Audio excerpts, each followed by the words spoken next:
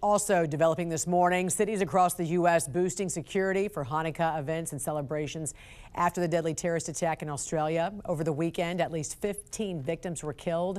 Another 40 were injured. Investigators say the gunman, a son and father originally from Pakistan, targeted the Jewish community during Hanukkah celebrations on Bondi Beach in Sydney. The father was shot and killed by police. The son is in the hospital. A heroic bystander was able to help disarm one of them. You can see in this dramatic video that has gone viral online. 43-year-old Ahmed Al-Ahmed, a local fruit shop owner, risked his own life wrestling the shotgun away before knocking that gunman to the ground. Ahmed did suffer some gunshot wounds as a result, but he is expected to recover.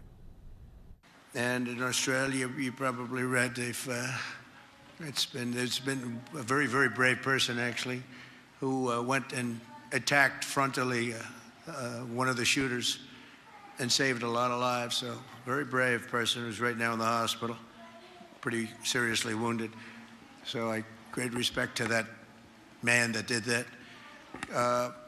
But we're here for a different reason. We're here to celebrate Christmas and to celebrate, and I think today we can very say loudly we celebrate Hanukkah, because that was such a horrible attack. That was a purely anti-Semitic attack. Israeli Prime Minister Benjamin Netanyahu publicly blaming Australia's government, saying it failed to stop anti-Semitism before it turned deadly. The National News Desk's Angela Brown joins us now with more on this. Angela? And Jan, Prime Minister Benjamin Netanyahu basically at this point is trying to connect the terrorist attack targeting that Hanukkah celebration that killed at least 15 people to Australia's decision to recognize Palestinian statehood. To put this all in perspective, anti-Semitic incidents have surged in Australia and really around the world since that Hamas terror attack on October 7th. Well, Netanyahu is slamming the Australian government for failing to curb anti-Semitism in Australia, calling out their prime minister for his decision to recognize or say Palestinian statehood, saying the move poured fuel on the anti-Semitic fire and rewards Hamas terrorism. Listen. Your government did nothing to stop the spread of anti-Semitism in Australia.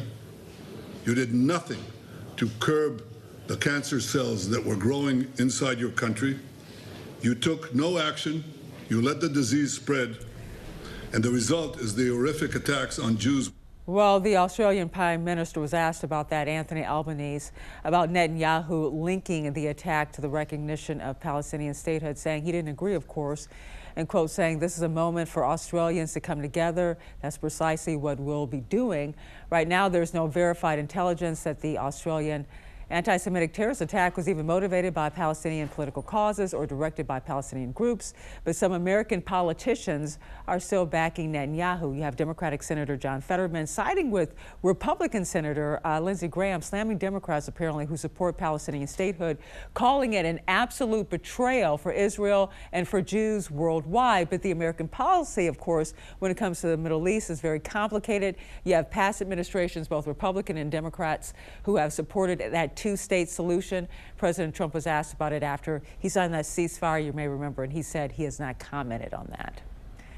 The terror attacks, meantime, in Syria, Australia, and in Washington, D.C. last month are bringing the threat of radical Islamic terrorism to the forefront. What's the connection between Syria and Australia? Radical Islam. Radical Islam wants to kill all the Jews. They want to kill 2 soldiers from Iowa. This is a religious war. They hate us because we're Christians, we're infidels, and they want to kill all the Jews. To the Australian government, you let your people down. To every Western government who's recognized a Palestinian state, you're rewarding killing Jews. It's the most irresponsible decision I can imagine. What state are you recognizing? Is it controlled by Hamas? What are you recognizing here? When you kill Jews, you get a state, you're going to get more killing of Jews. So I would urge the West to get tougher on radical Islam. Florida Congressman Randy Fine wrote a few weeks ago 2 National Guardsmen were shot in D.C. by a Muslim terrorist. Muslim terrorists killed 12 innocent lives in Australia on the first day of Hanukkah. How many more times is this going to happen until we wake up? Islam is not compatible with the West.